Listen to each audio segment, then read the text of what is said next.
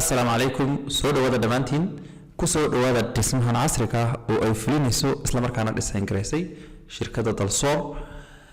dhismahan guud ahaan wuxuu ku fadhiyaa dhul cabirkiisu yahay 18 mitir iyo 24 mitir waxaanu ka dhisaynaa magaalada Hargeysa gaar ahaan xaafadda Jigjigar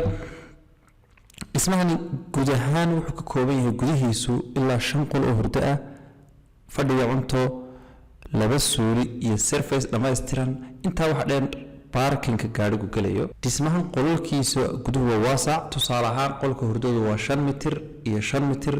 halka fadhigu yahay 10 mitir iyo 4 mitir iyo badh haddana saasoo tahay waxa haysta parking aad iyo aad u fiican iyo beero dhammaystiran macmiil waxaad aragtaa dhismahan guud ahaan inuu ka duwan yahay dhismihii Hargeysa hore looga dhisi jiray waa dhismo aad iyo aad u casri ah si aad iyo aad heer sareyso oo farshaxan fiican ka muuqdana